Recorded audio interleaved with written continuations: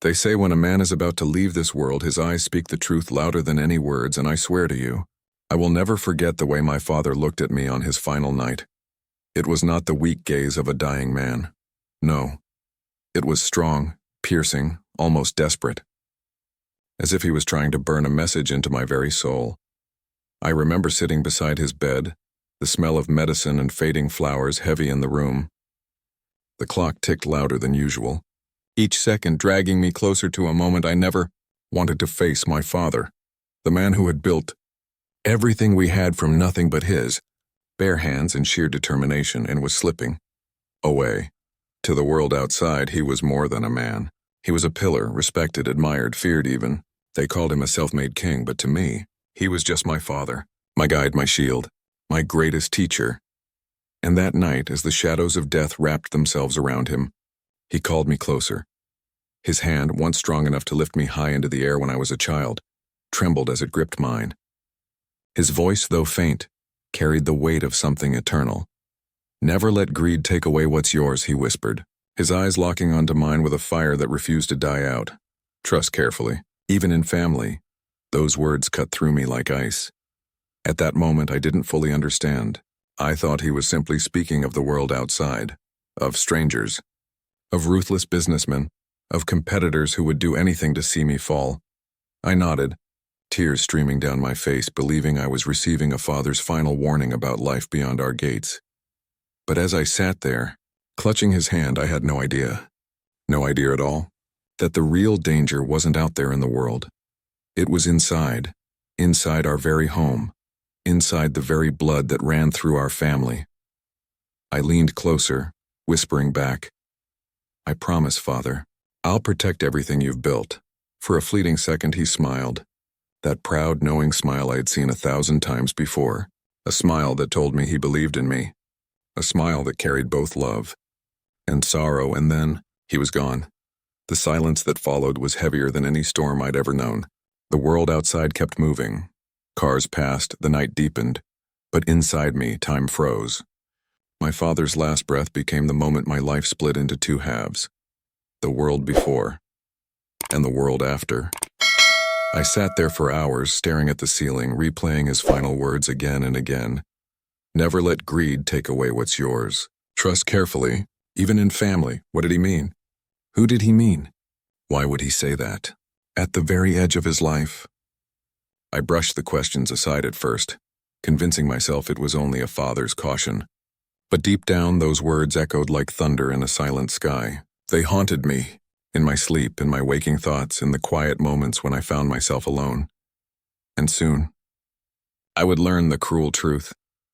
You see, when you grow up in a family like mine, you believe in unity. You believe in loyalty. You believe blood is unshakable.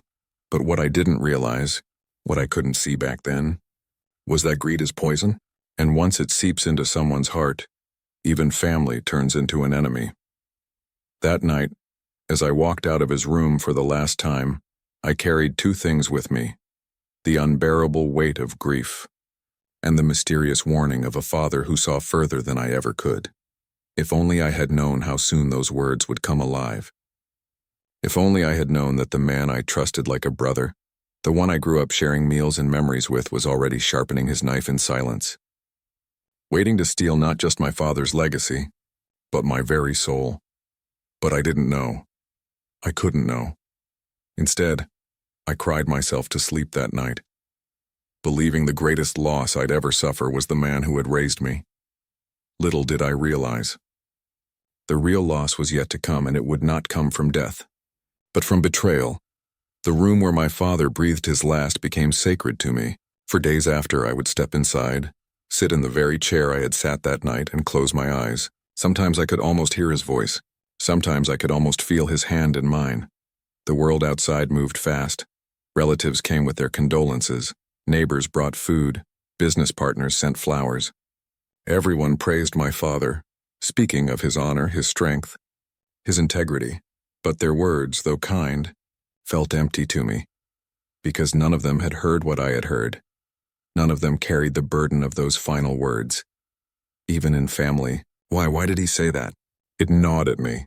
At times I even grew angry at myself. Was I overthinking? Was I twisting his meaning? Could it be possible that my father, even in his last moments, feared someone within our own bloodline? I tried to dismiss it. I tried to bury it. But my heart refused to let it go. And maybe, just maybe, a part of me already knew. Already sensed the storm that was coming. Because when betrayal strikes, there are always signs. Signs we ignore. Signs we convince ourselves are just our imagination. And I had ignored too many of them. Looking back now, I see it all clearly. The way his eyes shifted during family dinners. The way his tone changed whenever the talk of inheritance, land, or the company came up. The way he smiled too wide when others praised my father's success.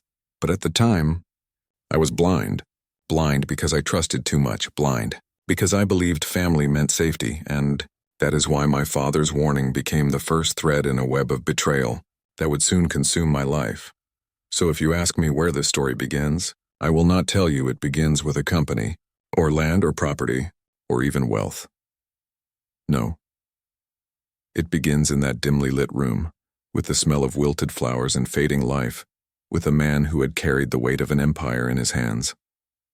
Whispering to me with his final breath, "Never let greed take away what's yours. Trust carefully, even in family." I thought he meant the world outside, but I didn't know. I didn't see. The real danger was already sitting at our table, and soon, it would steal everything. When people looked at my family from the outside, they saw perfection. They saw a proud household led by a man of honor, my father, the self-made businessman who turned dust into gold. They saw 2 children growing under his wing, a home filled with laughter, respect, and abundance. To the neighbors, we were a picture of unity. To the community, we were the family everyone admired. But as I grew older, I learned something painful. Appearances are nothing but carefully painted masks. Behind the smiles, behind the cheerful gatherings, shadows were already forming. My father's story was the kind people told in hushed admiration. He had started with nothing, no inheritance, no powerful connections, just sweat, sacrifice, and sheer willpower. He worked day and night, sometimes going without sleep for days. Slowly, he built a small shop into a trading business, then from a trading business into a company, and eventually, into a legacy. By the time I was born, he was already respected by everyone who knew him. People came to him not just for business, but for advice, for help, even for justice when disputes arose. His word carried weight, his presence carried authority, but he was never arrogant about it. At home, he was simply father, a man who loved his children, who believed in discipline but also in kindness. I was his only child. But in our house, I was not alone. There was also my cousin, raised under the same roof, treated like a brother, given everything I had been given. My father had taken him in when he was young. His parents, they were not as fortunate. My father, with his big heart, had promised to raise him as his own, and so he did.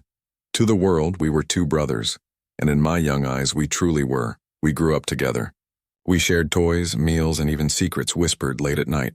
We celebrated birthdays side by side, wore matching clothes that my mother had chosen, and played in the vast gardens my father had worked so hard to build.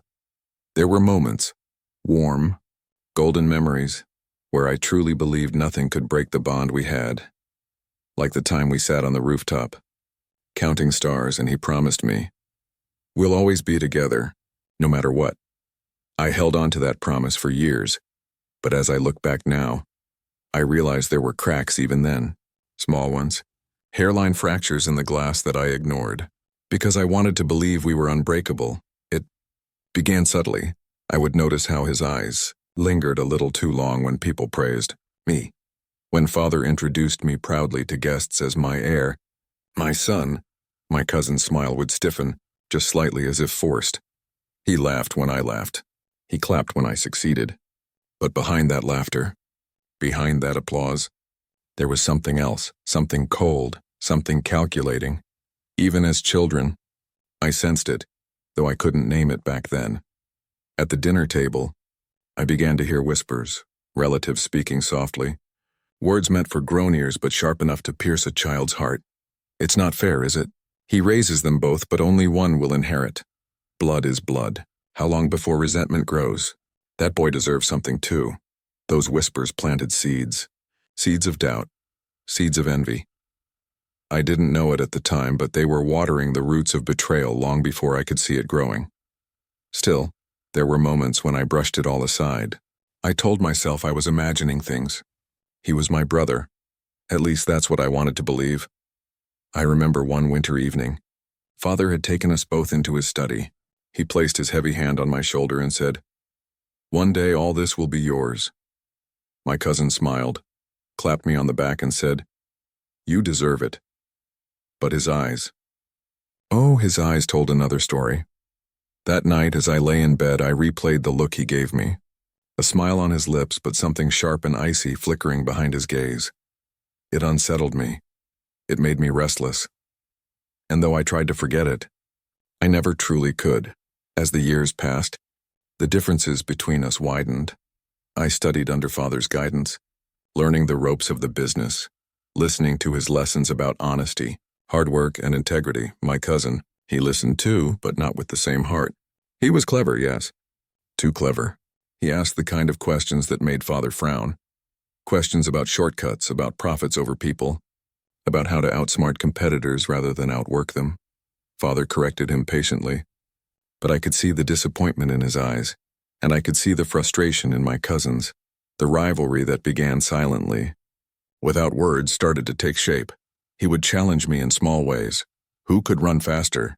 Who could earn Father's praise quicker? Who could solve a business riddle first?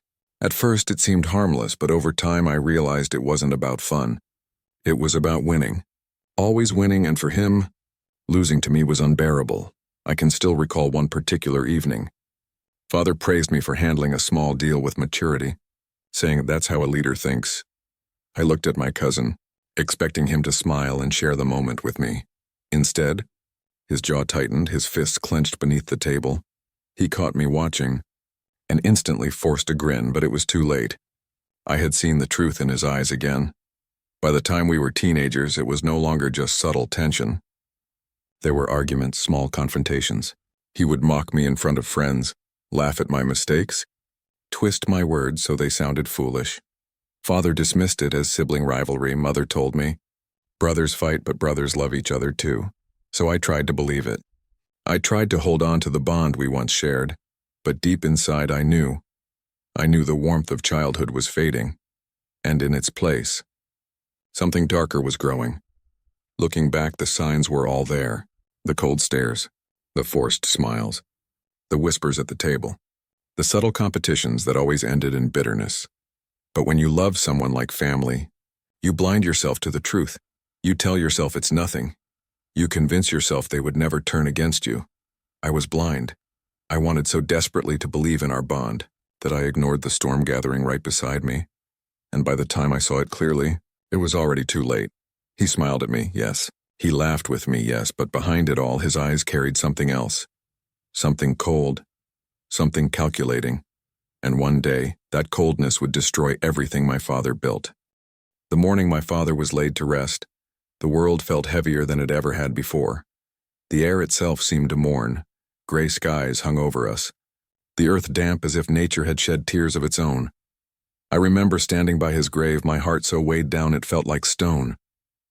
People gathered, dressed in black, whispering their condolences, their heads bowed in respect. Neighbors, business associates, distant relatives, they all came to honor the man who had built not just wealth, but a legacy of trust and respect. Yet in that crowd, I felt utterly alone. Every word spoken to me felt hollow. Every pat on the shoulder, every stay strong echoed without meaning. Because they could not understand. They didn't hear his last words the way I did. They didn't carry the warning that kept ringing in my ears. Never let greed take away what's yours. Trust carefully, even in family. At the time, I thought it was just the grief twisting my mind, but I would soon learn. It was not my imagination. After the funeral, the family gathered in our home.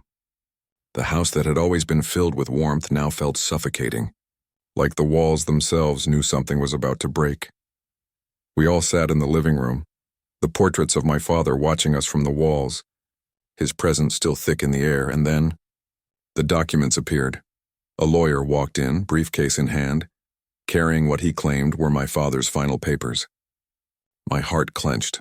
I hadn't even processed his death fully, and already the cold machinery of inheritance had begun. But I didn't protest. I trusted. I believed in fairness. I believed in my father. The lawyer adjusted his glasses, unfolded the papers, and began to read aloud. What followed felt like a nightmare. Line after line, it was declared that everything and the land, the company shares, the properties, the legacy that my father had spent a lifetime building, had been passed on, not to me, but to him, my cousin, the boy who grew up under the same roof, the one who smiled at me across the dinner table, the one my father had raised like his own son. I sat frozen. My ears rang. My breath caught in my chest. It couldn't be real. It couldn't be right. I wanted to laugh, to dismiss it as a misunderstanding, but the words kept coming, final and sharp like knives. The lawyer's voice echoed in the room. All holdings, all property, all shares, transferred, and there he was, my cousin, sitting so calmly, smiling faintly but trying to hide it. His eyes, those same cold, calculating eyes, glimmered with something I had never seen before. Triumph. I looked around at my relatives, desperate for someone to speak up, someone to say, "This isn't right," someone to defend me, but no one did. They sat silent. Some with lowered eyes, some with expressions I couldn't read. It was as if they had been waiting for this moment, as if they already knew. And in that silence I felt a betrayal far greater than one man's greed. I felt abandoned by blood itself. The words of the will tore through me, but what hurt most wasn't just losing the inheritance, it was the impossibility of it, because I knew my father. I knew his voice. I knew his values. I knew his heart, and what I was hearing was not him. It was like his voice had been stolen, twisted into words I knew he never spoke. My father would never have left me with nothing. He would never have cast me aside for another. No matter how much he loved my cousin, my father believed in fairness and truth, so how could this be? Questions erupted in my mind, each one louder than the last. Was the will forged? Was my father manipulated when he was weak and ill, tricked into signing something he didn't understand? Or was the entire thing fabricated after his passing, crafted by greedy hands that knew exactly what they wanted? The more I thought, the sicker I felt. But before I could even open my mouth to object, my cousin stood.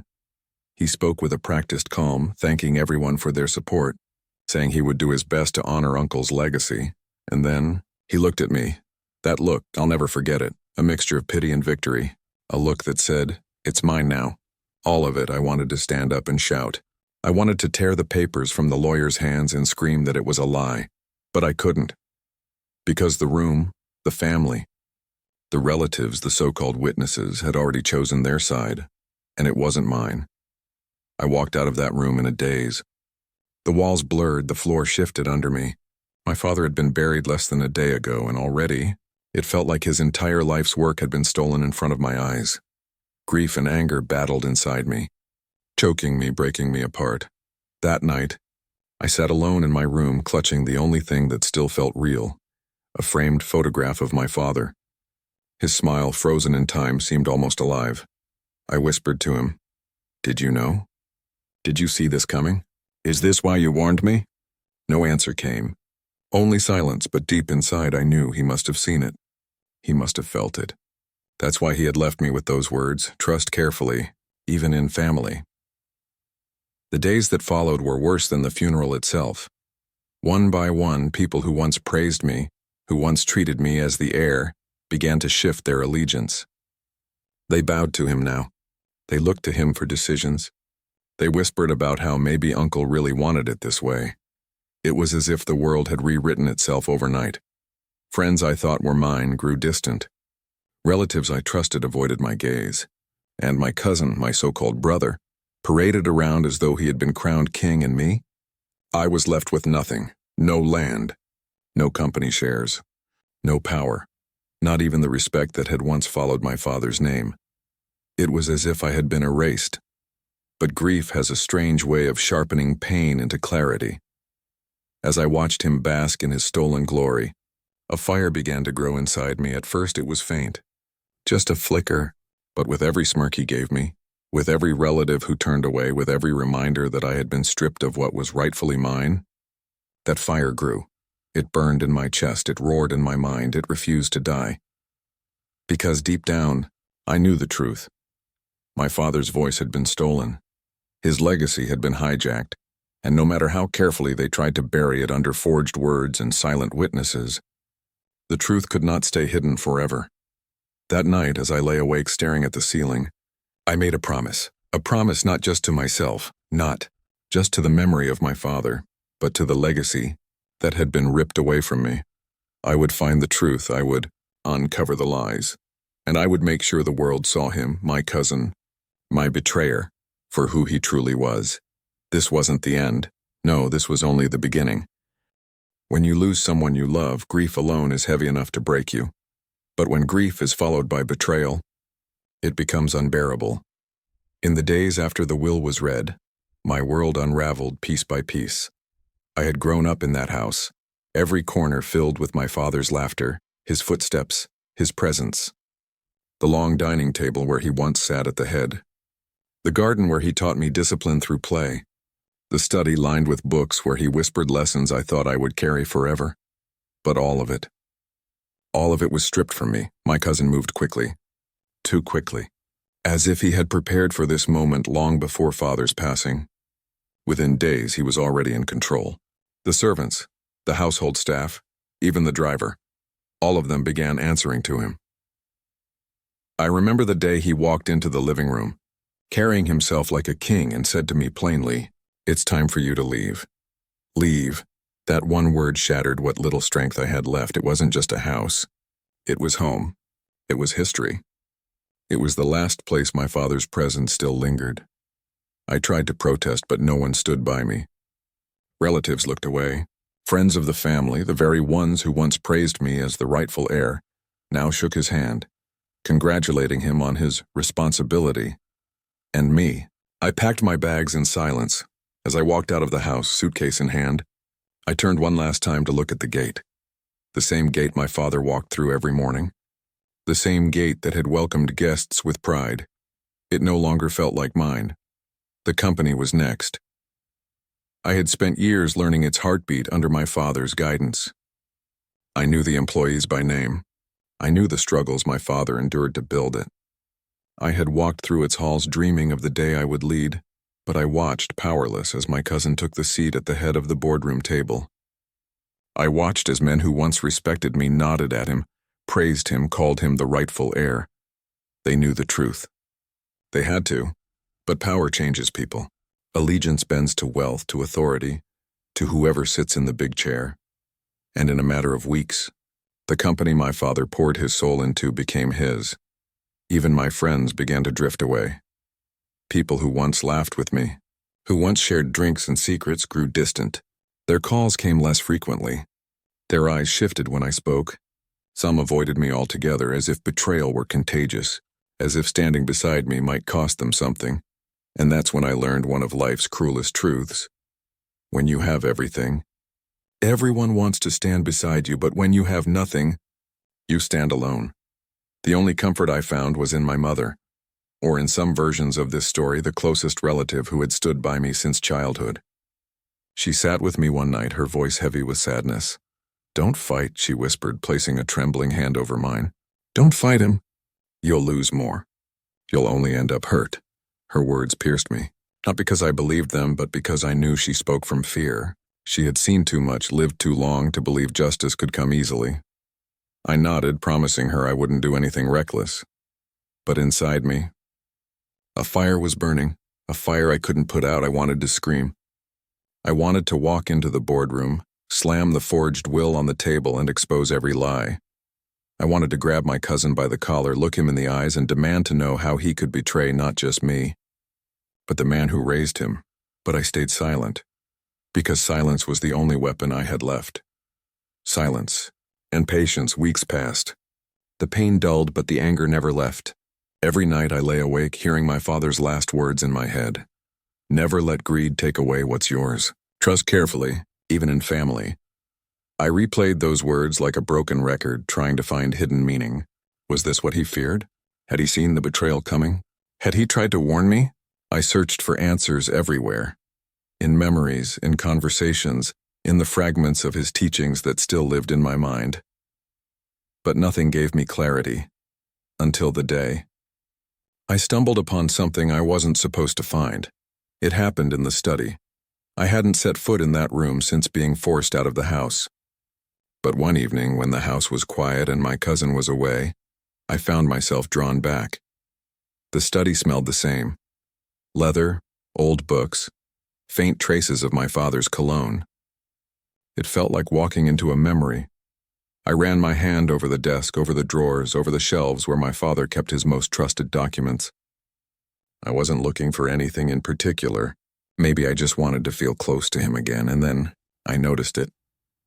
At the back of a drawer behind some papers and books, there was a small compartment I had never seen before. Hidden, concealed. My heart raced as I tugged it open. Inside, wrapped carefully in an envelope yellowed with time, sealed with wax, was something that felt almost alive in my hands. I stared at it. My breath caught in my throat. It had my name on it, written in my father's handwriting. For a moment I froze. Tears blurred my vision as my hands trembled. What was this?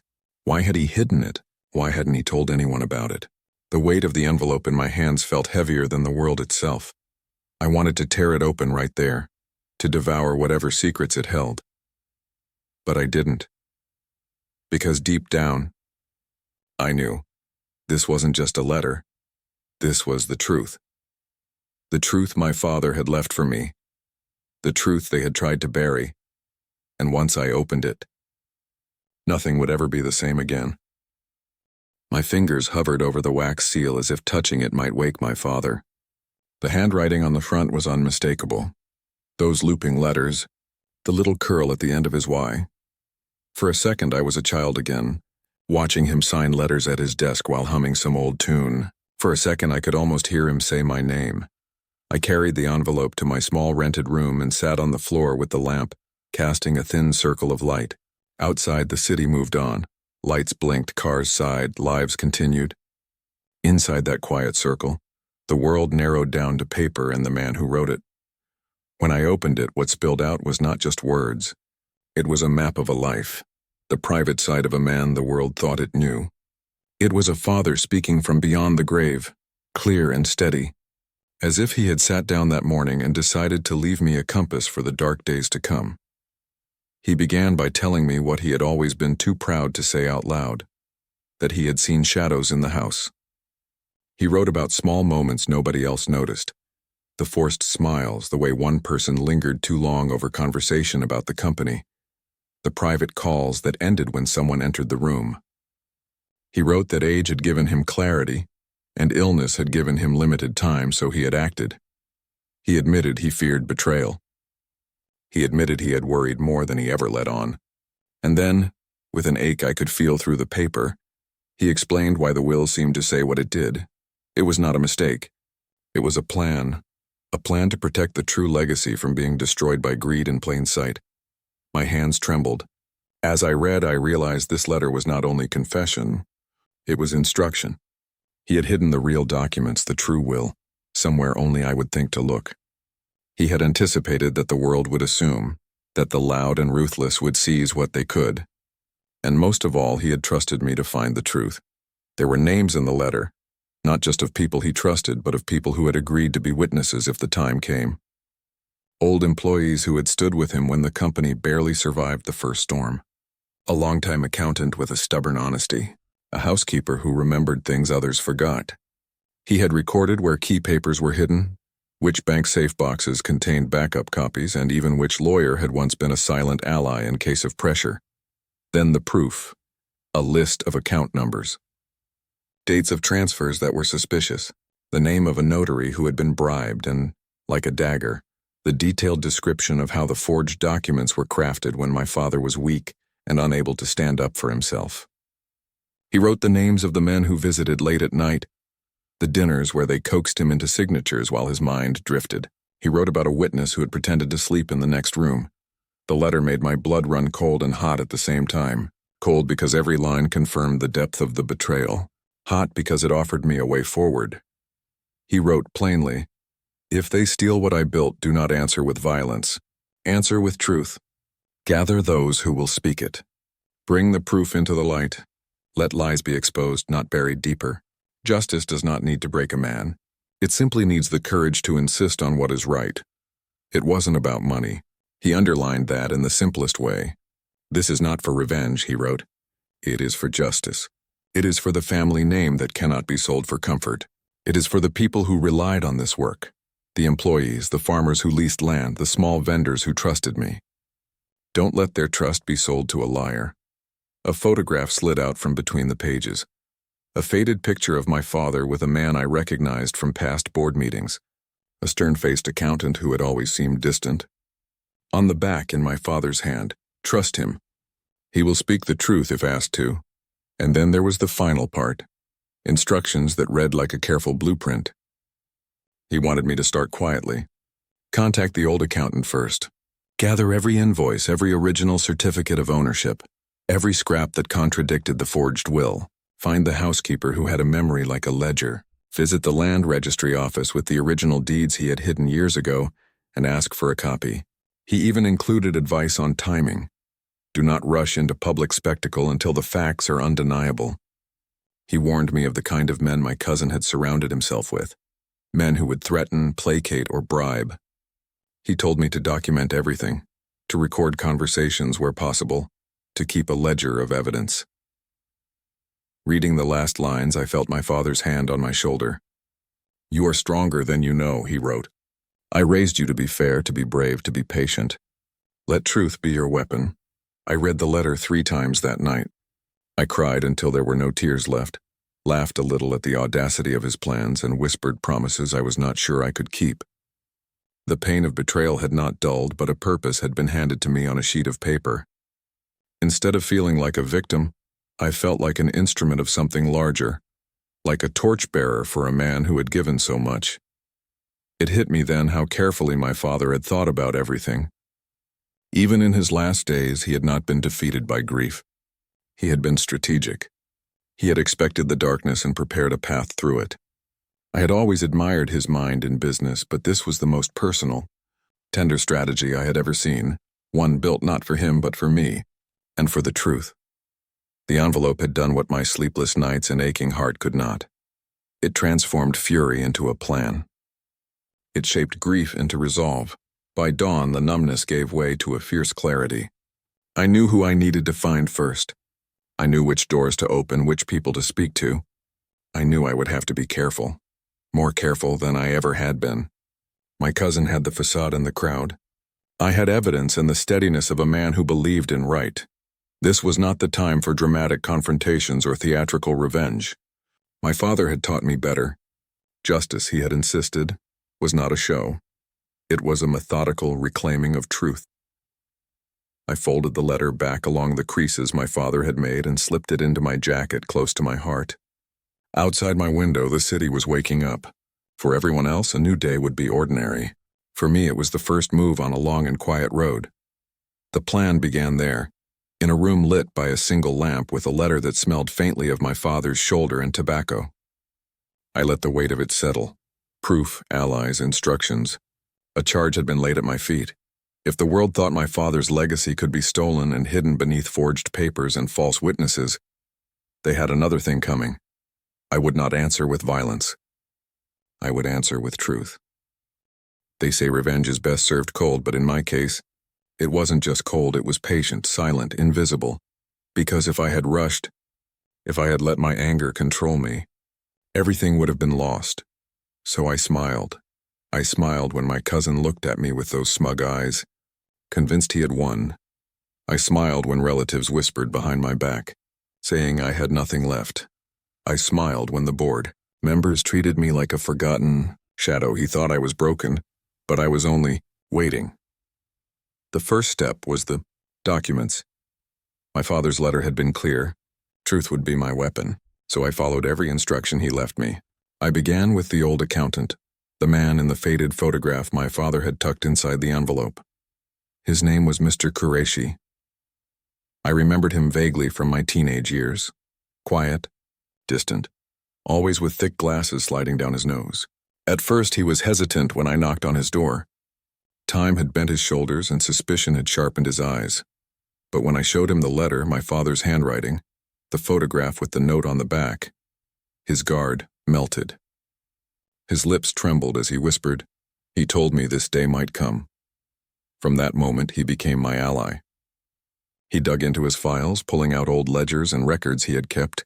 Quietly against the day lies would try to erase the truth. He showed me financial trails, ownership certificates, and original signatures that told a different story than the forged will. Each paper felt like a weapon sharpening in my hands. Next, I sought the people my father had trusted in his letter. There was Mrs. Anila, the housekeeper who had served our family for more than 20 years. She remembered details no one else bothered with, who visited the house late at night, who lingered around my father's study, the way my cousin had smiled too eagerly the week before father's health declined. She even recalled the night voices argued behind closed doors, and how father had asked her, in secret, to bring him envelopes and wax seals. Her memory was a testimony more powerful than gold. Then there was Arif, one of the oldest factory managers. My father had once pulled him out of poverty, giving him a job when no one else would.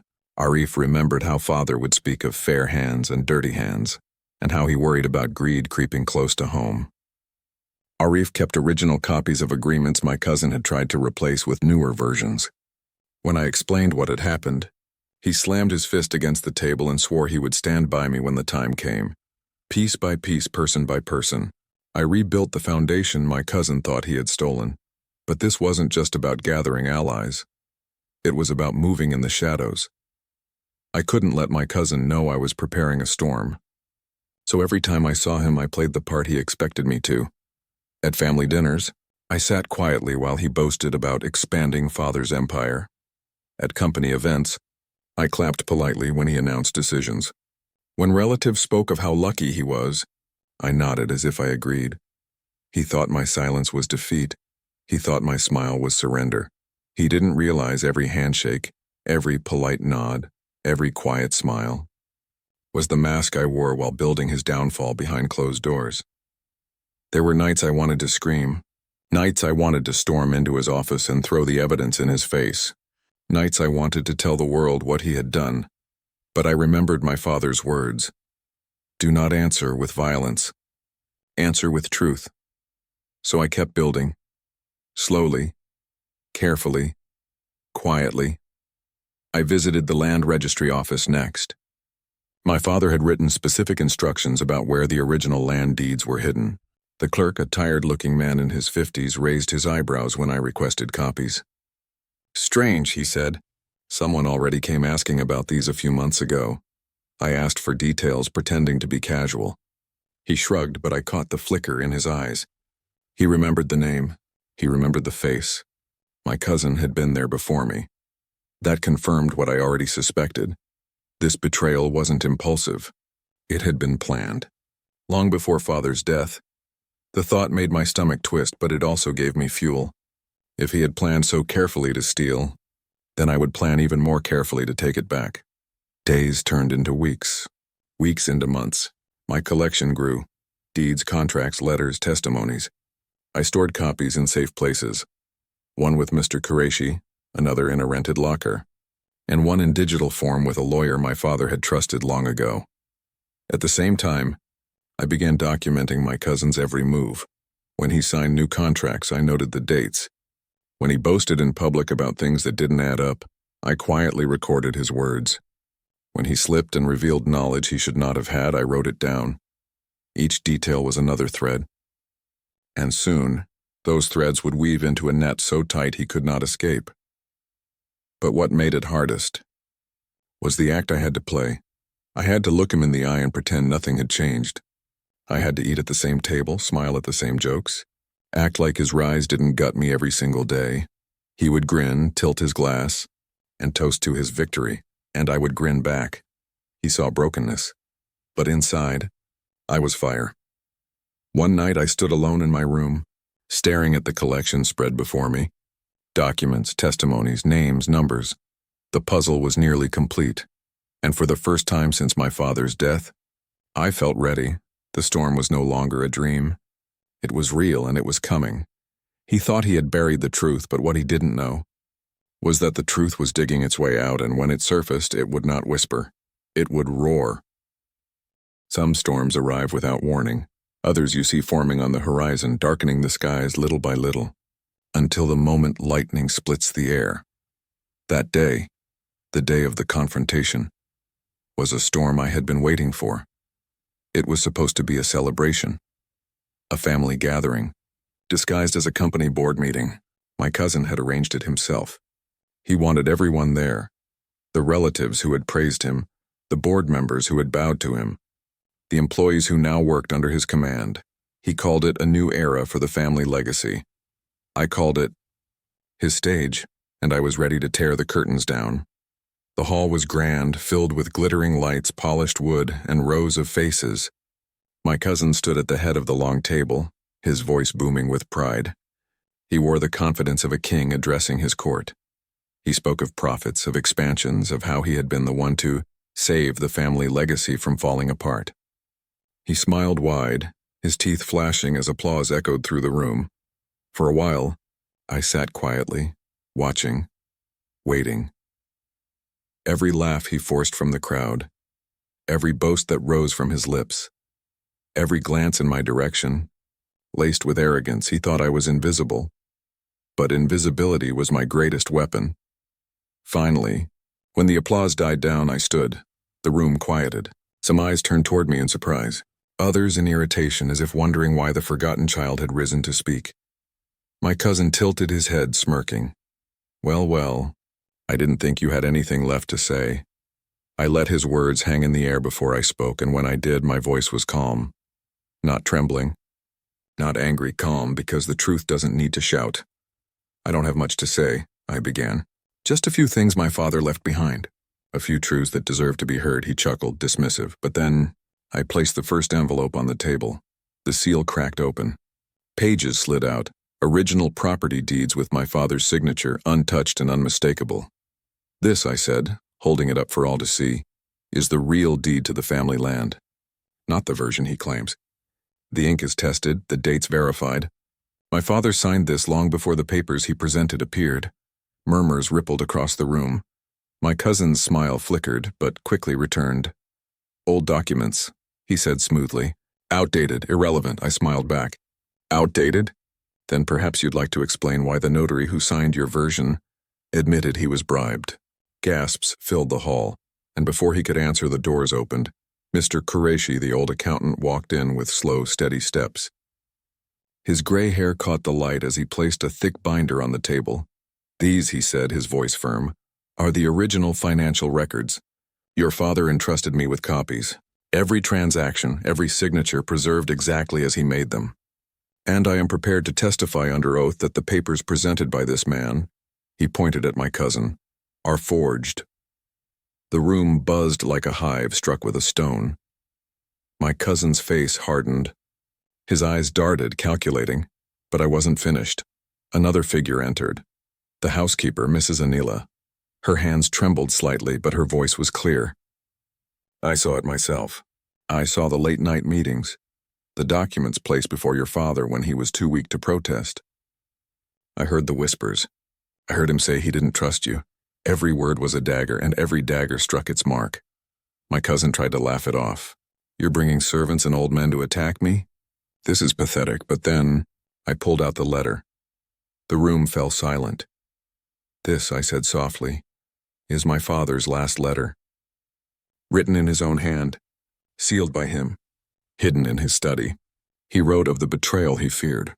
He wrote of the lies you would spread. And he left instructions, not for the world, not for the greedy, but for me, for his true heir. I unfolded it and read aloud, line after line, his words, his suspicions, his plea for justice. Every syllable struck like thunder, and with each sentence, my cousin's face paled. The silence afterward was heavier than stone. I looked at him, at the man who had stolen, lied and mocked. His smile was gone. His hands trembled as he tried to steady his glass, and for the first time, he had nothing to say. The room that once clapped for him now stared in silence, eyes filled with disbelief, disappointment, and disgust. One by one, the board members shifted. They whispered among themselves, Some rose to their feet, demanding explanations. Relatives who once praised him leaned back, shaking their heads. His allies shrank away, unwilling to be tied to a sinking ship. And then came the final blow. Mr. Qureshi opened his binder again and revealed bank transfers. Large sums moved quietly into my cousin's private accounts, traced back to company funds. Numbers, dates, signatures, undeniable. The evidence was complete. He had not just betrayed the family.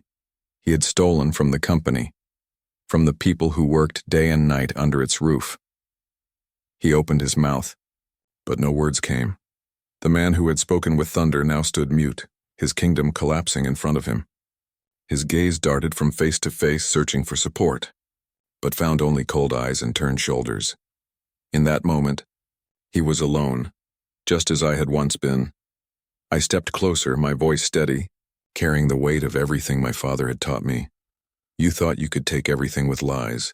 You thought silence meant defeat, but silence only meant patience. My father's legacy is not yours to twist. It belongs to the truth. The chairman of the board rose, his voice solemn. These documents, these witnesses, they cannot be ignored. Effective immediately, your claim is invalid. You are suspended, pending full investigation. Gasps echoed again, but I didn't smile. Not yet, because this wasn't about winning, it was about justice. I looked at my cousin one last time, and in his eyes, I saw something I never thought I would see. Fear. He had built his empire on lies, and lies cannot stand forever. As I gathered the papers, my hand steady, I heard my father's voice in my heart. Never let greed take away what's yours. Trust carefully, even in family. The words that once haunted me now felt like victory. Justice had been delivered, not with fists, not with rage, but with truth. The meeting ended in chaos. Relatives whispered apologies. Employees who had once doubted me came forward, shaking my hand, thanking me for saving what my father built. And my cousin? He slipped away in silence, head bowed, his empire reduced to ashes in a single evening. He had walked in a king, but he walked out a ghost. When the storm finally broke, there was silence, a silence so deep it felt almost holy. The lies had been burned away, the shadows scattered, and for the first time in years, I could breathe without the weight of doubt pressing against my chest. My father's name, my father's honor, had been returned, not by fists, not by shouting, but by truth. In the days that followed, the fallout was swift. The company's board announced an independent investigation. The forged documents were taken into custody, the bribed officials summoned, and the accounts traced. Everything my cousin had built through deceit unraveled like a loose thread. The family, who had once cheered for him, now avoided his calls. The same relatives who had sat at his table now closed their doors. The same allies who once toasted his success now whispered about his downfall, and as for him, he was alone.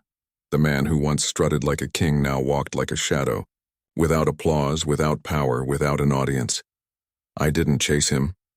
I didn't need to, because revenge is not always about destroying someone.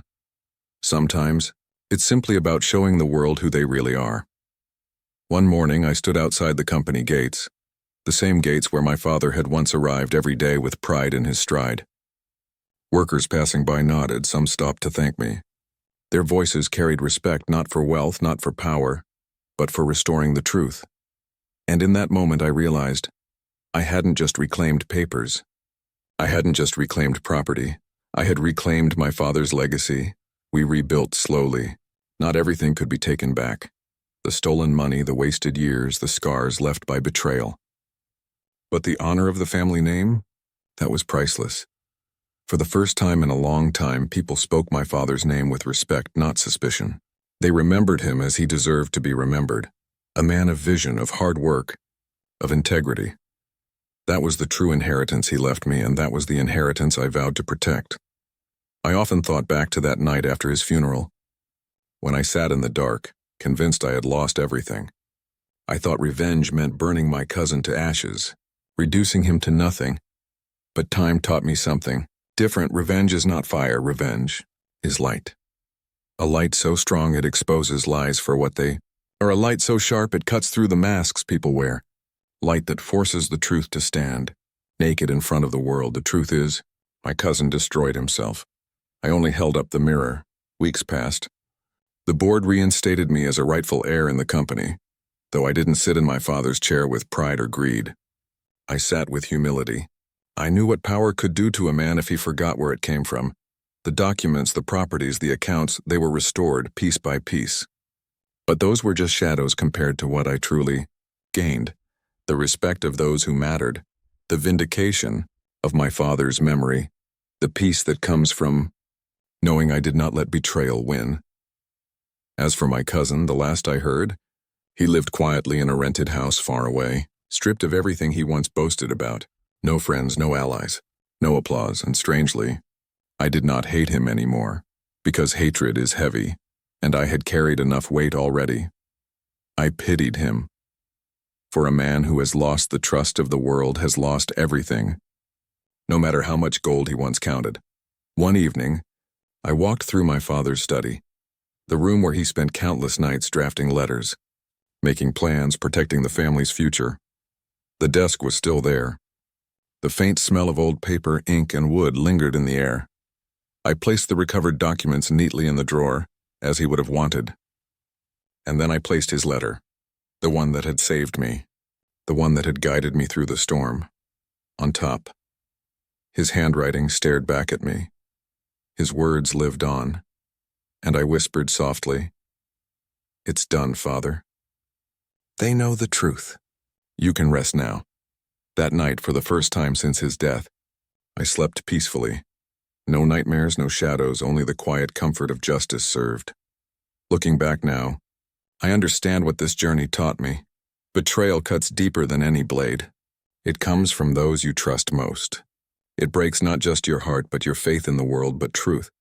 Truth heals, not immediately, not easily, but when it finally stands tall, no lie can withstand it. So if you ask me what revenge is, I will not tell you about fire or fury. I will tell you this. Revenge is patience. Revenge is preparation. Revenge is knowing when to speak, when to strike, and when to let the world see for itself. And above all, revenge is not always about bringing someone down. Sometimes, it's about raising the truth up. The story ends not with me holding wealth in my hands, but with me holding peace in my heart, because I learned that the greatest victory is not reclaiming what was stolen, but reclaiming who you are, and I am my father's son. That is my true inheritance. That is my forever legacy. When all the battles had been fought, when the dust had settled, I found myself sitting alone in the quiet of my father's study, the same room where everything had started, where secrets had been hidden, where the truth had finally come to light. For a long while, I just sat there, not thinking of documents or property or the company. My thoughts were on one thing only, his words. Never let greed take away what's yours. Trust carefully, even in family. At the time, those words confused me. They sounded almost like a riddle, a warning I could not yet understand. But now, after everything that happened, I finally saw the truth behind them. Greed destroys. It destroys faster than fire, deeper than betrayal, louder than lies. It does not just take away money or land. It takes away relationships. It eats through families. It leaves nothing but ashes where once there was love. My cousin thought wealth would give him power, that lies would make him stronger. But in the end, what did he really gain? He lost trust, he lost respect, he lost every person who once clapped for him. And me? I may not have regained every coin or every acre, but I regained something greater, the honor of my father's name. Because legacy is not measured in bank accounts. Legacy is measured in the lives you touch, the respect you earn, and the truth you leave behind. I think about families everywhere, brothers, sisters, cousins, parents, children, torn apart not by enemies outside but by greed within.